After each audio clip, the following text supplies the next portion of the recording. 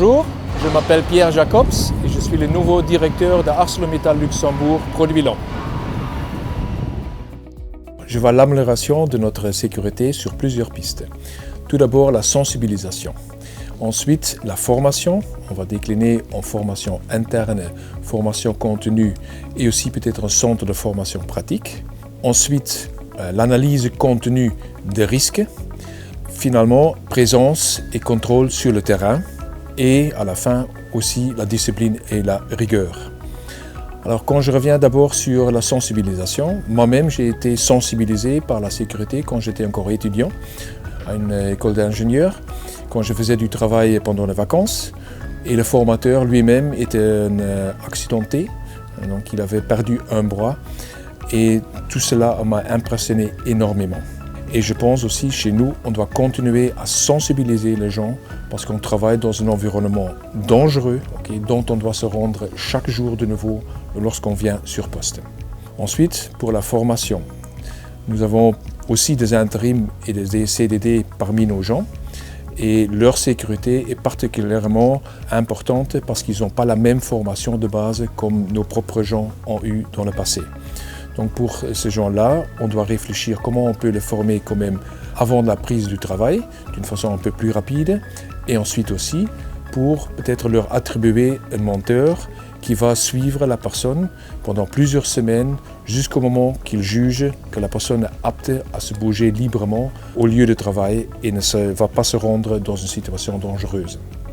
Et il y a aussi le centre de formation, donc on fait le Take Care Training 2 avec des gens dans la classe, en salle. Ça c'est quelque chose qui est nécessaire, la partie théorie, mais il faut aussi renforcer la partie pratique. Et une des idées que nous avons, c'est de monter une sorte de centre de formation pratique où les gens peuvent pratiquer plusieurs choses. Par exemple, travailler en hauteur, par exemple, consigner les machines ou par exemple, manipuler des ponts à l'aide d'un boîtier, etc. Ensuite, sur la partie analyse continue des risques, c'est évident que l'environnement dans lequel on se trouve bouge. On change des machines, on change le layout de l'usine, on rajoute des choses. Donc ça veut dire qu'il faut continuer à faire des analyses sur les risques potentiels avec ce changement dans notre environnement de travail. Ensuite, très important aussi, la partie présence et contrôle sur le terrain.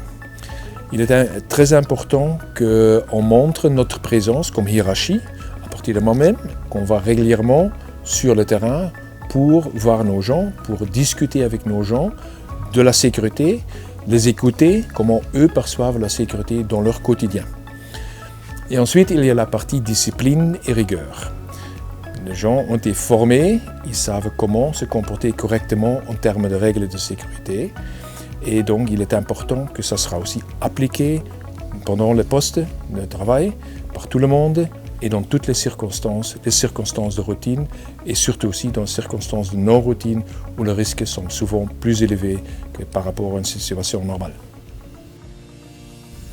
C'est aujourd'hui aussi la journée de santé et sécurité. On a parlé beaucoup de sécurité jusque maintenant. Il y a aussi des choses à dire sur la santé. Donc, la santé, c'est quelque chose qui nous concerne en termes d'ergonomie, en termes de risques psychosociaux et aussi en termes de tabagisme. Donc aussi à ce point-là, on veut faire des améliorations dans le proche futur parce que la santé de nos gens est aussi importante que la sécurité du travail. Et finalement, notre but ultime, c'est que chacun rentre le soir à la maison comme il est venu le matin, en sécurité et en bonne santé. Je profite de l'occasion pour vous exprimer aussi que nos pensées sont avec nos collègues en Ukraine qui n'ont pas la chance d'aller au travail comme nous le faisons actuellement. On espère que la situation va s'améliorer rapidement. Je vous remercie de m'avoir écouté aujourd'hui et je vous souhaite une bonne journée de santé et sécurité et continuons ensemble notre chemin vers zéro accident dans les mois et les années à venir. Merci beaucoup.